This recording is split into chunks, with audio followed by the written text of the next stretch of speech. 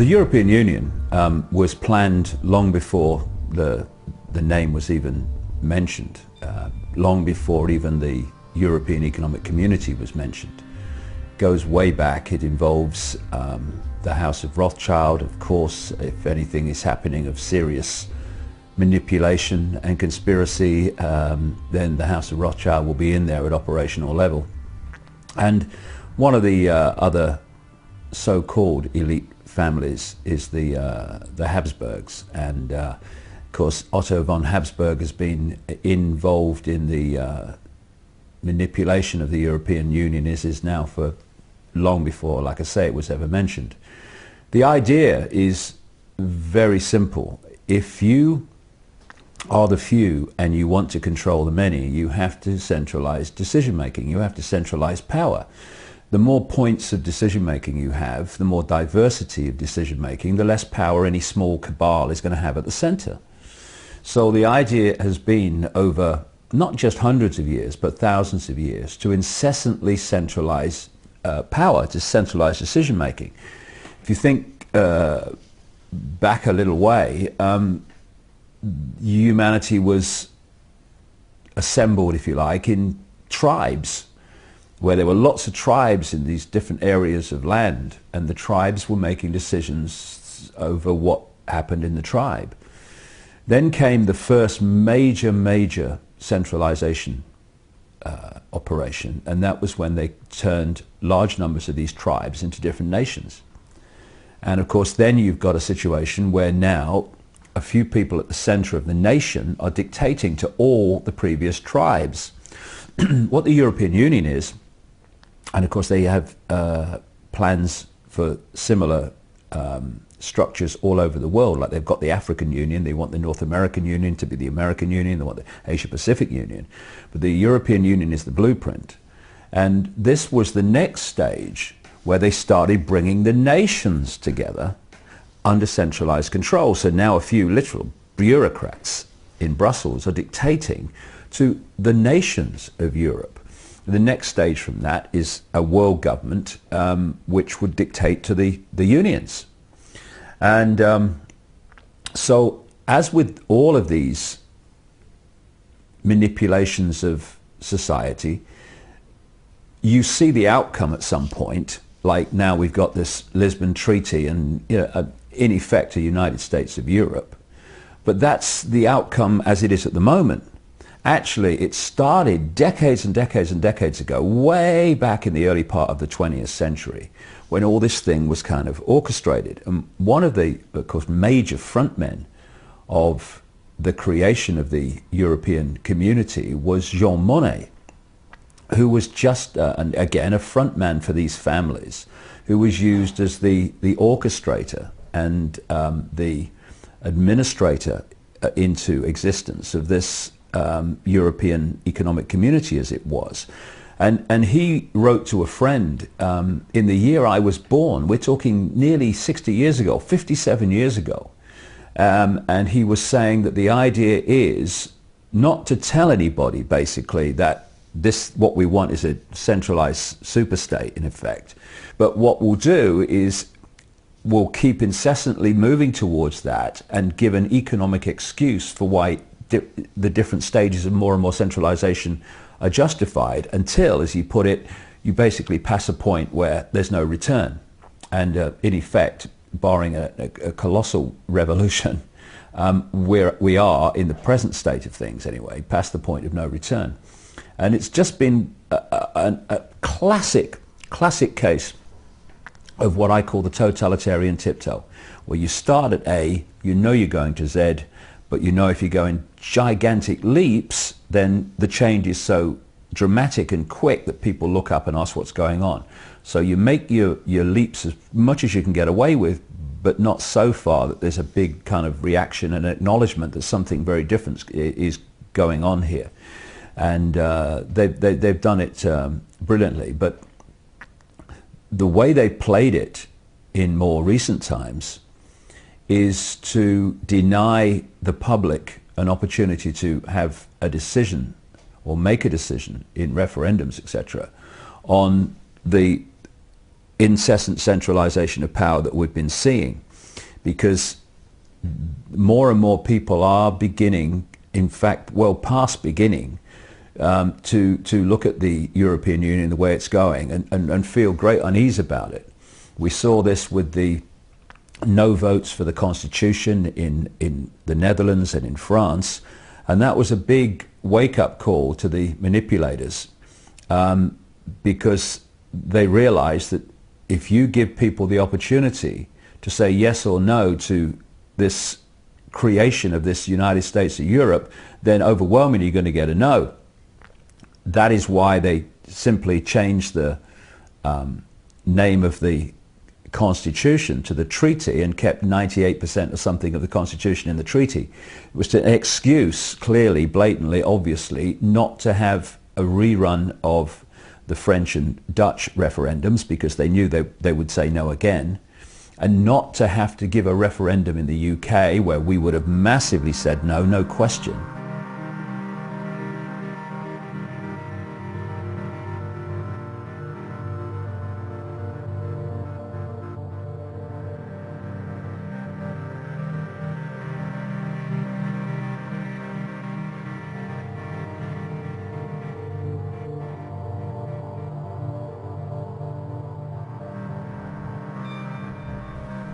The arrogance and the agenda of this cabal is such that public opinion is totally and utterly irrelevant. And if public opinion is going to say what you don't want it to say, then you do not give public opinion the chance to say it. In Ireland, of course, thanks to the Irish Constitution, they had to have a referendum on this treaty. And the Irish said no. What happens then is we can't call it something else, so we've got to get the Irish to turn over that decision. Now, you see, in a normal course of events, you have a referendum. The referendum decides, and everyone gets on with their lives. And if that referendum, that first one in Ireland, had have said yes to the treaty, that is exactly what would have happened. But as I've said many times over the years, if it's the agenda, it doesn't take no for an answer. And so you know when it's the agenda, because it will not accept the outcome of a public referendum. So we have the second one. What happens then is they go to town big time on all the areas they need to change to get a different vote. One of the things that happened in Ireland, outrageously, was the people that decide media policy and media balance policy and media bias policy in Ireland decided that in the second referendum, the television stations and the media didn't have to give equal time to the yes or no vote. They just had to give basically equal time to each party. And as only one party, Sinn Féin, was wanting to vote no, of course the massive yes vote got, Arena rather, got all the coverage. And to be honest, if that vote had not been genuinely no, and some people think it wasn't, then they would have made it so by manipulating the votes anyway, and manipulating the count, and because these people will not take no for an answer. So what we now have is a situation, outrageously, where a group of unelected bureaucrats in Brussels, appointed by other bureaucrats, controlled by the elite family network, are now going to decide on the policy and the structure of European society. And for those Irish people who genuinely voted yes to it, and those young people I saw jumping up and down with joy, like a goal had been scored in a cup final when the vote came through yes. If you ever watch this, you people that did that, you are going to regret what you did for the rest of your life. Because what's going to happen now, we're already seeing it, Henrik, is once this power is secured, we've only got the Czech Republic now to go through it, etc.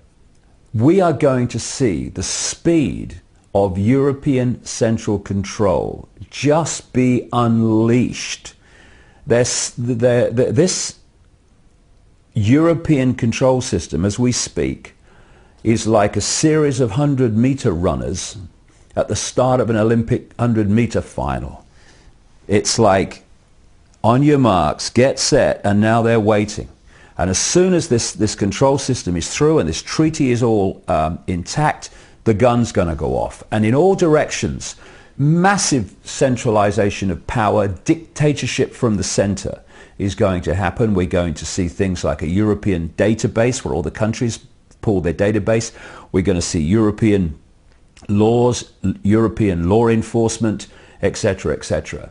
And you people in Ireland, good on you who voted no, but you voted yes. Young people, I'm afraid the celebrations are going to be very short. Because you know what the Irish have done, those that voted yes? They've voted to never have the option of voting again. Because what this means is, from now on, with the changes in the structure, we have literally a European government that has almost total power. And when you think that even now, before the treaty comes in, something like 75% of laws in the UK originate in the European Union, well, what's going to happen now? And it's been coming a long time, and some people have seen it, and some people have been watching the soap and the sports. Speaking about law, the law text of the European Union, or the body of the law, ICKE Communautaire, or whatever, it's a French term, probably butchering that, but anyway, it contains about 80,000 pages of law, according to some sources. Then this UK think tank, which is critical of the European Union, called Open Europe, recently did a check on this and claimed that it actually is 170,000 pages long, the body of the law in the European Union. So with that, having said that, the New World Order pretty much is potentially not the crackdown that we first might have thought it was, with tear gas and tasers, batons, rubber bullets, what have you, advanced technology, so-called non-lethal weapons and so forth. Okay, that happens now and again, like in Pittsburgh, but generally it seems like the New World Order is more about rules, regulations, bylaws, do's and don'ts, ink and paper, and in a way, in the future panopticon, if you will, even to make a move or to be able to do something, you have to file a motion or turn in a paper or something like that. And that seems to be what is happening right now. We're being entangled in this web of laws, pretty much. Maybe you can comment on that. Well, the web of laws is a very good term, because I have an image that an artist friend of mine, Neil Haig, knocked out for me and produced for me, which I use in my talks, which is of a spider's web with the spider entangling human beings in the web. And it's a very good analogy, because what you're looking at is, in all areas of human activity, the do's and don'ts are coming closer and closer, becoming more and more fine detail. And the point is to tangle you to the web like a fly to the web, so you can't move. And of course, ludicrously detailed bureaucracy is part of that. I spoke in Croatia a couple of times in the last couple of years, who are in the process of negotiating entry to the European Union. And I was saying there that it's like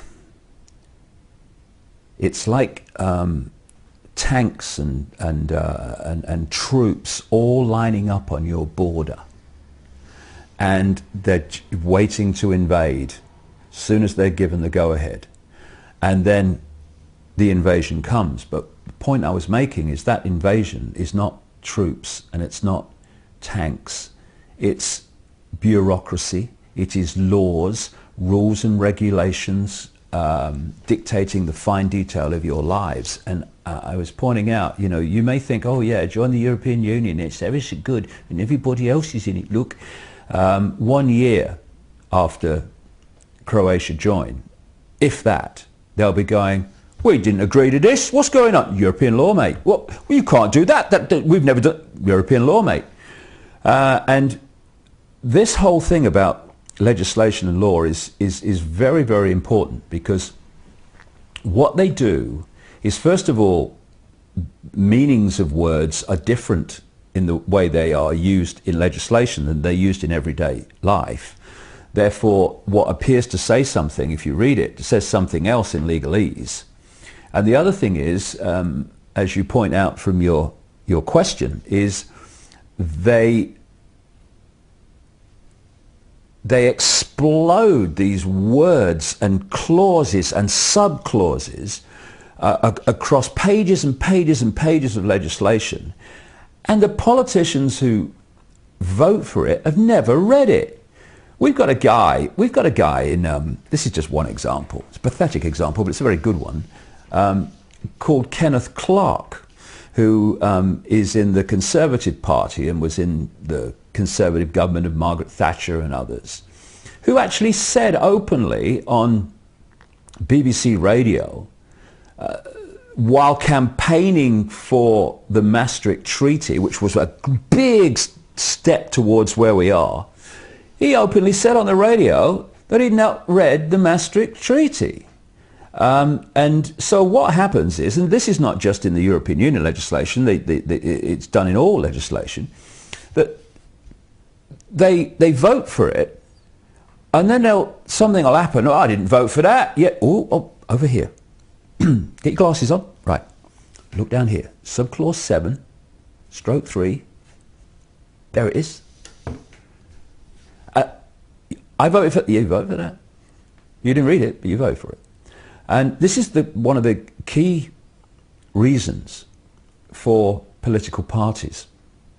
It's an important area, this is. If we voted for people on the basis of their character, then there is no unifying force once they get to Parliament to get them to vote in blocks. So we don't want, in terms of this cabal, they don't want independent politicians. They had to find a way, they've long done it of course, of herding them together where they could be centrally controlled. So they introduced this whole idea of parties, a political version of the European Union. I guess if you look at its structure, you've now got a group of people who are answerable to a leader. And the leader then, and the leadership, and those in the shadows behind the leadership, dictate how all the people in that party, in a so-called democratic free country, are going to vote in relation to some legislation or other. And then there's the carrot and the stick, that if there's rebels who will not vote as the leadership says, then they know that their political careers in terms of rising up the ranks is going to be severely curtailed. Because they know that, the politicians in the party who are there for power, there for prestige, they're not there through values, they will toe the party line and vote for legislation they've not read, and even if they did, they didn't agree with, but they'll vote for it anyway. And so we have this system in Britain, the whip system, they have it in most other countries too, of course, where these guys from the parties go round and threaten people in their own party if they don't vote with the party line. So what this means is that we have this ludicrous idea that we live in a free country because of a democracy, as if freedom and democracy is the same thing, when actually the whole thing is stitched up so that people vote in the desired manner.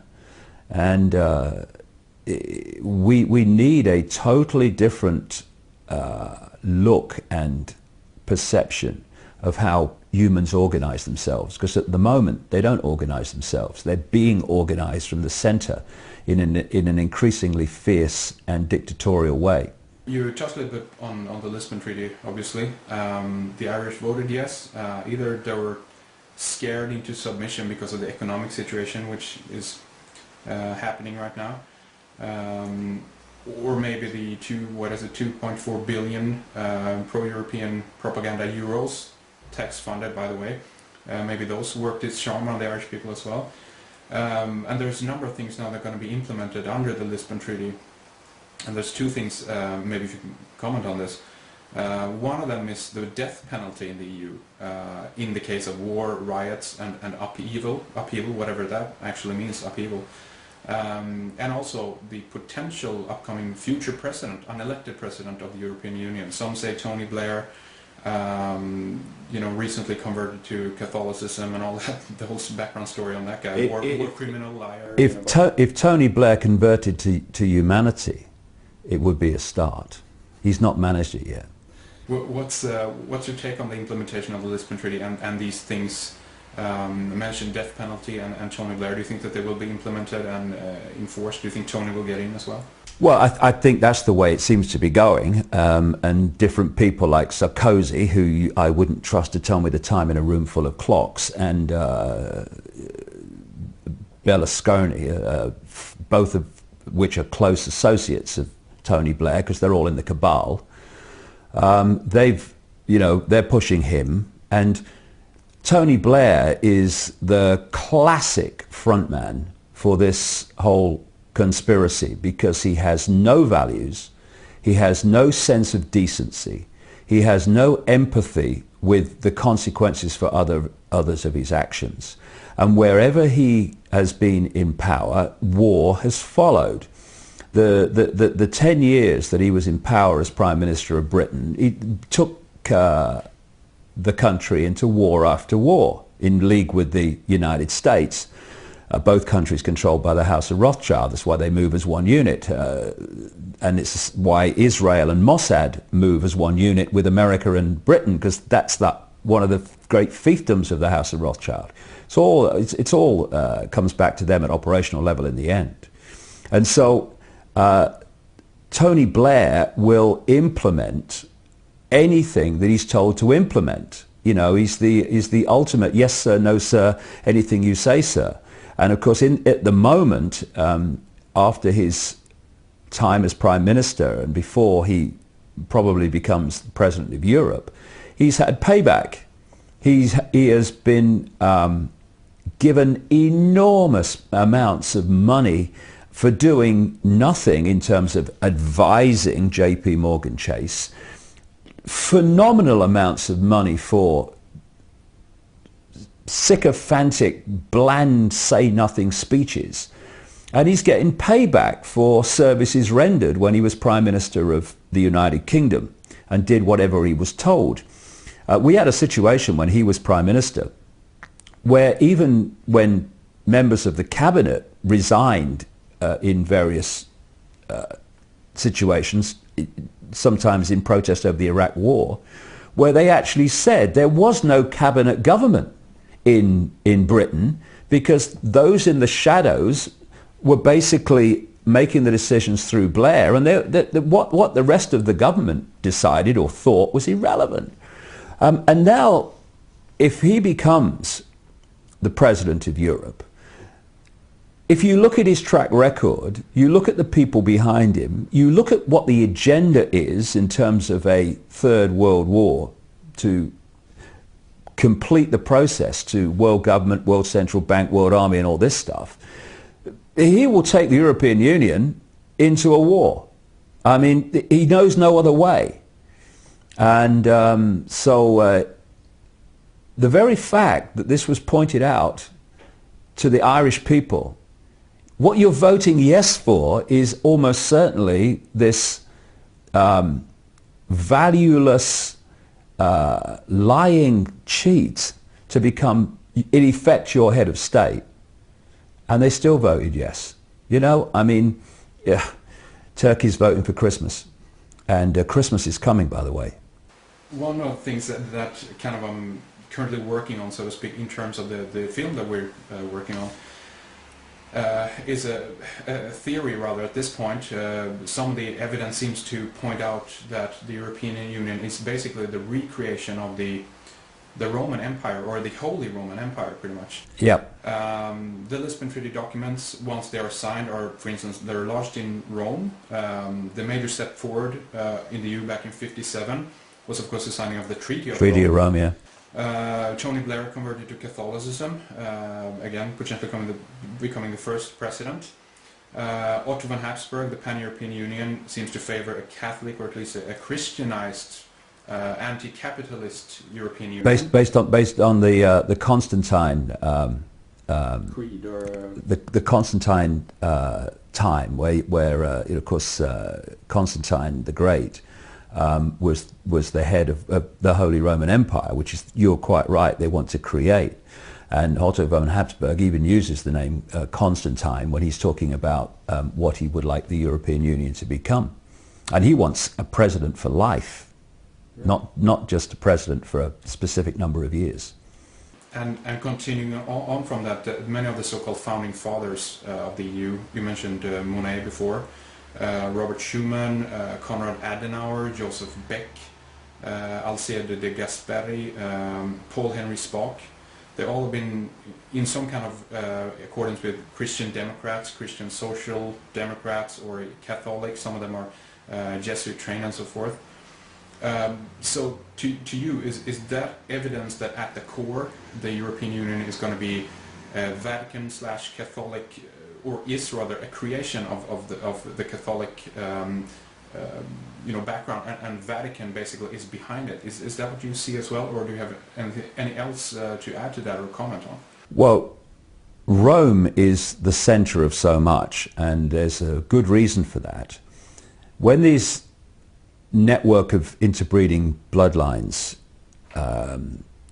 came out of ancient Mesopotamia and ancient Egypt, Sumer, Babylon, at least one stream of them, and their priesthood is the secret society network through which they operate, relocated to Rome and created the Roman Empire. Of course, it created the Christian Church. But the Christian Church, the Roman Church, now the Roman Catholic Church, was the Church of Babylon relocated. And the holy days of the Church of Babylon, or the holy days of the Church of Rome, just use different names. The Roman Church Trinity of Father, Son, and Holy Ghost is another version of the Babylonian Trinity of Nimrod, Tammuz, the virgin-born son, and Queen Semiramis, Ishtar, the goddess of Babylon. And they symbolized Queen Semiramis in Babylon as a dove, and they symbolized the Holy Ghost in the Christian Trinity as a dove, which is the goddess. And what they also did was take all the attributes that the Babylonians gave to Queen Semiramis, Ishtar, like the Queen of Heaven, Virgin Queen, great, all this stuff, and they gave them to Mother Mary. So the Roman Church is the Church of Babylon. That's what we're looking at. And so it is in many ways, so many ways, the core of it all. And that's why the Jesuits and Opus Dei and all these people are so influential in this whole network of manipulation. Also influential, of course, you've got the Knights of Malta, used to be called the Knights Hospitaller of St. John of Jerusalem, again allied to Rome. You've got the Knights Templar, again connected to Rome. And so yes, that's a massive vortex of control and manipulation, and it's no accident, as you rightly point out, that we have the Treaty of Rome and all these things within the European Union. And London is another major operational centre, but Rome is massive, and it is a recreation in so many ways of the Roman Empire, because people don't realise that the Roman Empire is supposed to be from history, but our very laws are created on the Roman system. You look at the architecture of Washington, D.C., you look at the architecture of major buildings in London, like the Bank of England and so on and so forth, and you're looking at Rome. And Rome never went away. It just changed the way it operated, went underground rather than in your face. And we're actually seeing, Henrik, almost a cycle being completed now, because there was a point where people were rebelling against overt, in-your-face dictatorship, i.e. royal diktat, kings and queens dictating everything. They rebelled about that, and that this was a problem for the control system, the emerging control system. So they had to start to do it another way, and they did it by moving these elite bloodlines, although they kept some in the royal families like we have in Britain, etc. But most of them went into what I call the dark suit professions and introduced this thing called democracy. And they had politicians which appeared to be voting in relation to what people wanted, and they were being elected by people. And then you had the corporations, and you had all these other things. All these dark suit professions of this cabal and their agents and gophers were running this system. And for a long time, they ran it because they had to, as if people were free, and they equated freedom with democracy, which is just dictatorship by the majority, or even dictatorship by the minority in many countries. And people bought that. But what we're now seeing is the movement getting ever faster to the point where people are beginning to see again, as you know from your program, and I know from traveling the world and talking and researching this, more and more people are beginning to see again, actually, we're being controlled. It's almost like it's a return to, we're not having kings and queens dictating to us just because of their bloodline. And now people are starting to realize, hold on a second, in a different form, that's happening. And so we're seeing the European Union and all these other institutions of power becoming more and more blatant in the fact that that's what they are, dictatorships. And so this Rubicon that's been crossed with this Lisbon Treaty is going to take us into an era very, very soon where vast numbers of people will realize, actually, we're seeing another version of what humanity rejected centuries ago, which is the overt dictatorship by the few of the many. How we respond to that will decide how long it goes on for. You mentioned, which is interesting, basically how the Roman Church has been built on a previous religion, pretty much. Right. They also use the name Europe. Europe, of course, which comes from Europa. Which is another name for the goddess, another name for Semiramis, and the goddess under so many names in different communities and societies. Absolutely. We're seeing it re-emerging from behind the shield, from behind the smokescreen. Because in one way you can look at that, the EU even have, in some cases, statues of Europa riding the bull, Zeus, you know, and in Christian lore that could be interpreted as the woman who's riding the beast, you know, the harlot. If we look at it from the Bible again, it's Babylon the great, mother of harlots and of earth's abominations. So in one way you wonder, which one is it then? Is it that she's the bride of the devil or the mother of God here? Who are we talking about? Because if I just show you quickly, you've probably seen these images already. But that's the comparison of the European Parliament and Peter Bruegel's Tower of Babel. And of course, merged together, they look like the same. So are they building the Tower of Babel? Or are they building the Babylonian Empire again? But they're doing that under the guise of Christianity. Or what do you think is going on there? Well, all the way through this period, from Babylon, Sumer, ancient Egypt, right through the present day, the same network of interbreeding families and bloodlines have been at work. And they've been following the same religion, worshipping the same, quote, gods. It's all been the same stream of belief, of manipulation of families all the way through. But there have been periods where they've had to hide it. And there's periods when they've put it in front of our faces because they were confident enough that they could get away with it. So if you go further back, they were openly displaying their human sacrifice, their idols, their symbols, the whole thing. And then they went through this period where they felt necessary to do it covertly. And what we're seeing now is the re-emergence of putting it in our face. Now, this is happening in two ways. First of all, they're doing that. But secondly, as a result of a tremendous amount of research by people over the last few years, and the internet and books, etc., increasingly vast numbers of people are aware of these symbols. They're aware of the bloodlines. They're aware of the agenda.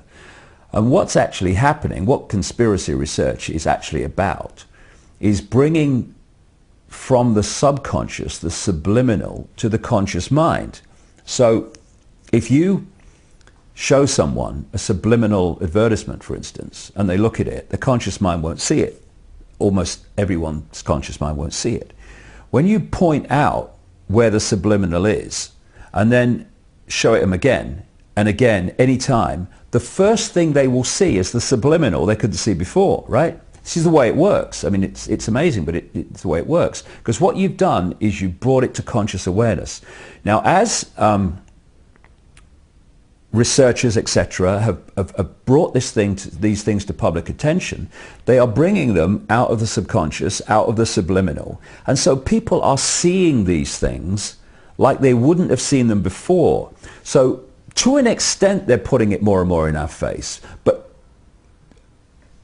allied with that, people are seeing it more and more. Because a lot of things that were there before, like the Statue of Liberty, which is a classic representation of the goddess of Babylon in the way that she was portrayed, holding the torch, the lighted torch, which was the symbol of Nimrod, the Babylonian father god. And actually, she's actually standing in New York Harbor on a depiction of the sun.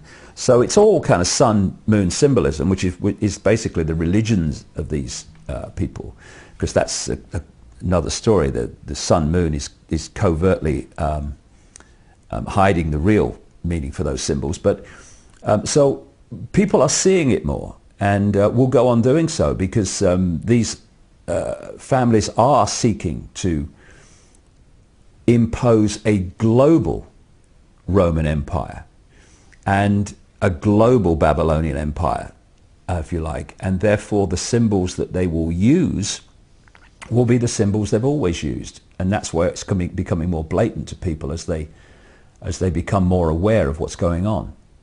If we look at some of the more obvious symbolism of the European Union, if we look at the flag then, for instance, again, we have the 12 stars in the flag. Do you think that that's an astrological / zodiacal reference? Is it a Catholic reference with the Mother Mary and her 12 stars around her head? Or if we take it further, do you think could it be like the 12 lost tribes of Israel? Is it a Zionist reference here as well? What do you think? Well, people use symbols for different reasons, and they can have different meanings for the same symbol. But what is blatantly clear is that the 12 stars in a circle are an ancient symbol of the goddess. So, in the book of Revelation, which you can read in the Bible, you've got the 12 stars around the goddess figure. And the story that's told, cover story, is that there was a gentleman who was involved well before the European Union and the European community became established, who was involved in the background early administration of the whole process of introducing it, who was walking along and looked up, and he saw a statue of Mother Mary, and he looked up and he saw the stars around her head, and it was a clear blue sky, and he looked up and he saw the stars and the clear blue sky and said, that must be the symbol of the European Union. And he went along and he said it to his associates, and they said, that's a good idea. And we're asked to believe that. It's a blatant symbol of at least on one level, the goddess figure.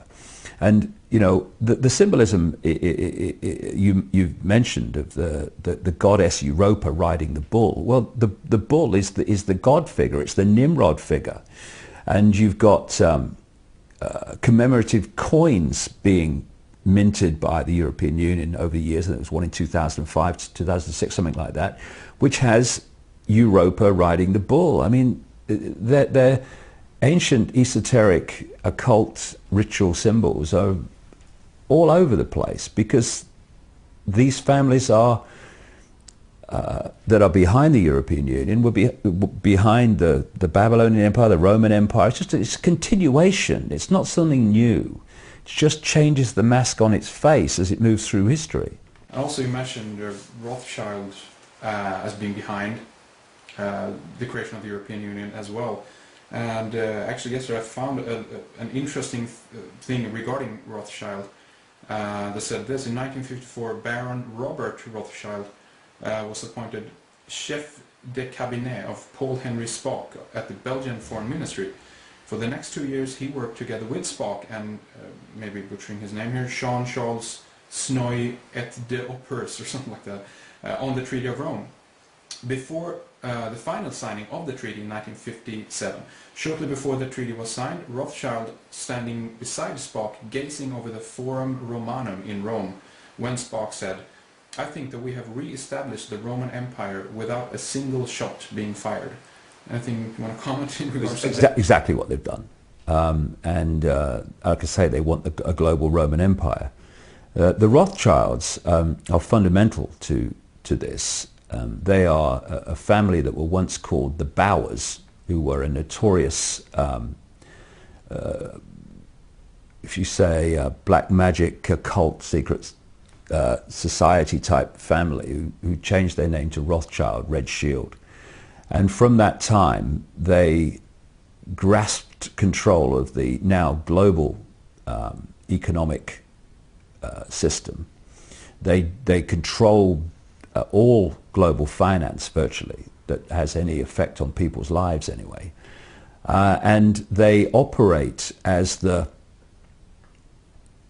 if not the spider, then the operational organization of the spider. They are the people that are closest to the spider and at the center of this global secret society web, and they hand out the agenda and make sure it's played out through the web in every country. And so they don't just control the financial level, they control the corporations, and they control governments, and they are also the guiding, controlling force behind a network of organizations which were spawned from a secret society started in Britain in the late 19th century called the Round Table. And the offshoot satellite organizations of this central core Rothschild-controlled secret society, the Round Table, they started off in 1920 with the Royal Institute of International Affairs. Watch the think tanks. Look how the world is awash with think tanks, right? The think tanks are the means through which this whole thing is orchestrated overwhelmingly. So you have a think tank called the Royal Institute of International Affairs in London. A year later, 1921, Council on Foreign Relations, which dominates the United States foreign policy and the State Department in America, etc. Then you had the Club of Rome, I think that was 1968, that was set up to manipulate the environment and the environmental movement to justify global transformation. And this is where the lie of human-caused climate change has come from. 1954, you had the Bilderberg Group, and then in 1973, you had the Trilateral Commission, which was co-created by David Rockefeller, and the Rockefellers are a subordinate bloodline within the network to the Rothschilds. They represent the Rothschilds in America, the wider world too, but especially America. And the other co-creator of the Trilateral Commission was Zbigniew Brzezinski, President Jimmy Carter's national security advisor, who is one of the prime mentors of Barack Obama, who's just another, mask on the same face that as Bush was. And the Bilderberg Group is very, very important in the creation and the centralization of power within the European Union. For people who are new to these organizations, what they are is coordinating networks to coordinate a common policy, a common view among different countries, different people in banks, people in government, people in NATO, people in intelligence agencies. It's to create a coordination of view and of policy. And the Bilderberg Group has been one of the prime manipulators of the policy of the of centralization of power in Europe. It's been from 1954, one of its prime motives has been to create the European Union as we now have. And it's very obvious and blatant that what we're seeing now was planned from the start. You know, we have a situation where Russian dissidents who've come out of the old Soviet Union are describing the European Union quite rightly as a mirror in structure of the Soviet Union with the Politburo, etc. And some of them, one of them in particular, tells the story of having seen reports or official reports of a meeting that Gorbachev, Mikhail Gorbachev, had when he was the leader of the Soviet Union with David Rockefeller and Henry Kissinger from the Trilateral Commission and Valéry Giscard d'Estaing, where in the middle of the conversation, d'Estaing said, Mr. President, this is what's going to happen within a certain number of years. In other words, what's happening now with the Treaty of Lisbon, the Lisbon Treaty, is going to happen in Europe, and it's going to happen in this period of years. So basically, you better get used to it. Now, what's interesting is two things.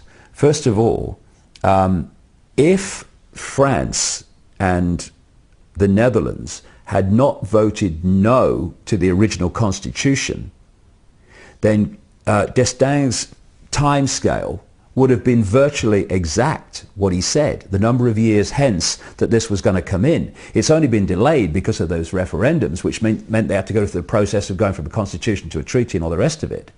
The other interesting thing is the person who oversaw the writing of the constitution was Valéry Giscard d'Estaing. So, Bilderberg Group, by the way.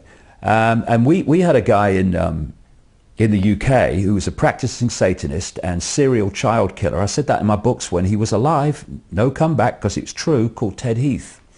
Ted Heath was Prime Minister of Britain from 1970 to 74, and he was the man who signed us into the European community and knowing what it was going to be. And he was one of the obsessive campaigners for us to go in right through the 60s. We have in Britain something called the 30-year rule, where cabinet papers are released after 30 years. Some of them are not released then because of national security, in other words, security of the agenda.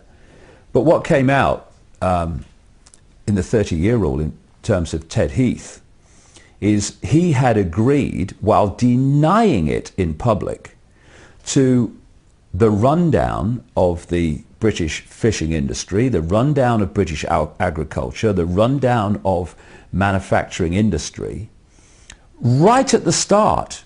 We're talking the early 1970s, because again, what is happening was planned from the start. They have had this whole plan of turning the whole of Europe into effect a single unit. So before all these unions came in, you would have a country, and this part of the country would be the coal mining if they had coal resources. This part would be industry. This part would do that. This part would do that. Different parts of the country specialize in different things. So the plan has been to do that to Europe. So right from the start, amazing but true, they were dictating which parts of Europe would specialize in what. So they decided that places like, Germany would do this and that, but Britain, that would concentrate on service industries like insurance and banking and finance, and that therefore, because agriculture and industry and stuff like that was going to specialize elsewhere, in Britain all those things were going to be run down. And so while people in Britain and every other country were seeing these kind of changes in the way the country was, like through the Margaret Thatcher era, through the 80s, that Conservative government absolutely targeted, on purpose, blatantly, knowingly, at the core level, the coal industry in Britain. So we don't have a coal industry now. And we are an island, and yet our fishing industry is being decimated by European Union law. And so what people have perceived over the decades of the European Union as their countries changing and thinking, why is it happening? Now it's clear why. It was all being prepared for where we are. The idea is to break the countries of Europe up into regions, because the idea is to de-unify any unification of response to the edifice of power above. Now, if you look around the world, whether it's the family, whether it's any grouping that can pull people together as a unit, and in a unified way, a unified response, they're being targeted. And one of those unification forces is a sense of nation, a sense of country. So what we're seeing, not just in Europe, but blatantly in Europe, is the bringing down of borders. For what? For what reason? Same in America, it's happening.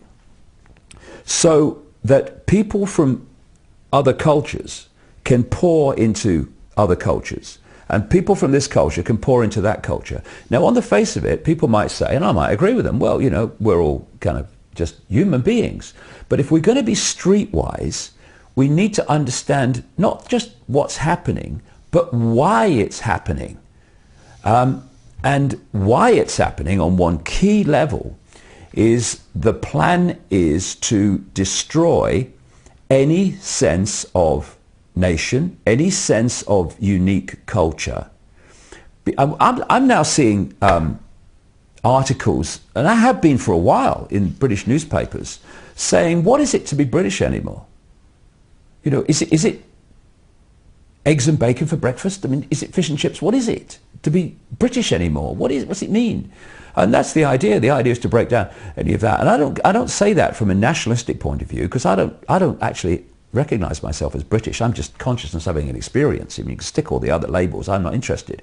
But if we, like I say, if we're going to be streetwise, we have to see what is happening from the perspective and the intended outcome of those that are doing it. And this is all part of destroying a sense of uniqueness in any way. So you've got this great blob mentality that we call Europe. And if you've got a real strong sense of nation, this is why they're doing the same game big time on the United States, which at one point had a massive sense of nation and what it was. If you've got a sense of nation, then when things are suggested that break your nation up into regions, that take your ability to govern yourselves to an outside agency, if you've got a sense of nationhood, we're American, we're British, we're not having this, break that up, people go much more quietly. And that's the idea. They want to, and the other interesting thing is some of the maps that have come to light that have been in British newspapers from time to time over the years, they don't just turn Britain into a series of regions, but they take this region of Britain and they clump it together in a regional group with a region in France and a region in Scandinavia. Again, all deunifying. So the only unified force in the entire structure are the bureaucrats sitting around a table at the center. That's the idea. And it's being done mercilessly and has been unfolding for decades, because the blueprint was there right from the start. A ruthless human being is more easily controlled, as easy as that.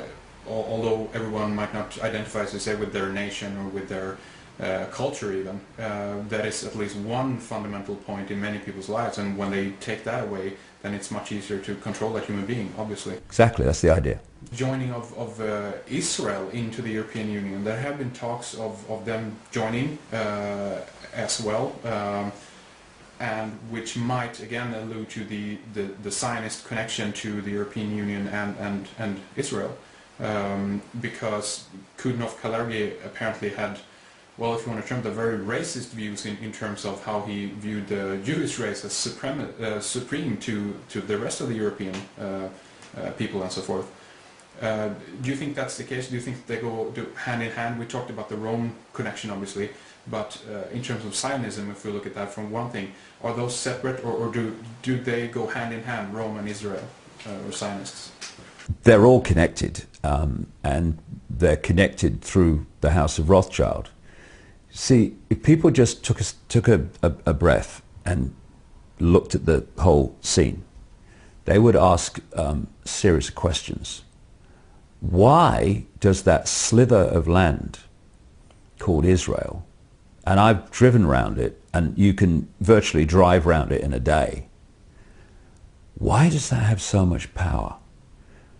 Why is it the biggest, by far, recipient of American aid when it is one of the richest per capita countries in the world? Why does it have the biggest F-16 fleet outside America? How come it can have a very considerable arsenal of nuclear weapons, refuse to sign a non-proliferation treaty, and have a breathtaking agreement, which has just been confirmed by Barack Obama in the last few months, that they have a policy in terms of America and other countries and Israel, that they don't ask whether they've got nuclear weapons, and therefore Israel doesn't have to say if they have or not. This is an official policy. Why, when they pepper bomb the most crowded piece of land in the world and instigate slaughter on a shocking scale, does the international community, apart from one or two people, say nothing? Simple. The House of Rothschild controls Israel. It created Israel. And more than that, it created a political philosophy. Note, a political philosophy called Zionism. What they've brilliantly done, though it's breaking down, is they have equated Jewish people as a race with Zionism, which is a political philosophy. And at its core is a secret society, connects into the other secret societies. And so if you challenge Zionism and its horrors and its impositions and its hypocrisy and its slaughter, you are equated with being prejudiced against Jewish people. What they don't tell you is significant numbers of Jewish people actually are appalled by Zionism and actually openly protest against it. And there's some fantastic young people in Israel that refuse to serve in the military and end up in jail because of it. And, you know, they are incredible people to have that sense of value. The questions that I've just posed can be answered very, very easily. The House of Rothschild control American politics. They control the neocons that controlled Bush. They control what I call the democons that control Obama. And in the White House, as I speak, we have the White House Chief of Staff, Rahm Emanuel, who is the puppeteer, immediate puppeteer of Obama, and his father actually served in an Israeli Zionist terror group called Irgun, which, with others, bombed Israel into existence and forced 750 to 800,000 Palestinians to leave their homeland after 1948. The reason, therefore, that Israel is the biggest recipient of American aid and military support is because this hand, called the House of Rothschild, takes the money from the United States and hands it to this hand, called Israel, of the House of Rothschild, and says, thank you very much. The reason that there's no questioning of Israeli nuclear capability, that they get away literally with mass murder time and time again, is because the House of Rothschild also controls the countries of the European Union and controls the European Union. I mean, Tony Blair is a yes sir, no sir, 3 bags full sir, how high would you like me to jump sir, frontman for the House of Rothschild. So who do they put in after he left the British government as negotiator of peace in Israel? Tony Bloody Blair. What shall I say, Mr. Rothschild? Thank you very much. Thank you. Thank you. And that's it. So when you've got the same force controlling all these different agencies, then of course they're going to be coordinated. That's why Israel gets away with what it gets away with. And if people think that's anti-Semitic, well, actually anti-Semitic means anti-Arab, by the way, then they'll have to take it and shove it somewhere where the sun don't shine. Because I ain't shutting up about this, because it's fundamental to understanding the world and to understanding the European Union and world events. The Jewish people in general have been mercilessly used by the House of Rothschild and their front secret society, satanic secret society called Zionism, as a front which they can hide behind. So it is House of Rothschild organizations like B'nai B'rith, Sons of the Covenant, who created an organization called the Anti-Defamation League, which goes around defaming everyone, ironically, who have not just campaigned for hate laws that stop you exposing these people, they've actually written the bloody legislation in America and North America and Canada. And so these hate laws, which say you can't say this, you can't say that because that's prejudice and all that, they're not there to protect gay people. Everyone to their own, I say. I couldn't care less. They're not there to protect Jewish people or minorities. They're there simply to stop legitimate investigation of the Rothschilds and its network. That's what they're there for. And they are in so many ways, the Rothschilds, at operational level, the center of the spider's web. And they need to be exposed, because if they get exposed and they go, when I say go, they are removed from their positions of power. Because, to be honest, if they went to jail for what they have been responsible for, the House of Rothschild, they would have to reincarnate hundreds of times to complete the sentence. And we've ignored them, or we've not ignored them, people have ignored their power for long enough because they've brilliantly hidden it. It needs the light shone on it, because when they come down, in so many ways, the house of cards comes down. Thank you very much. Thank you very much.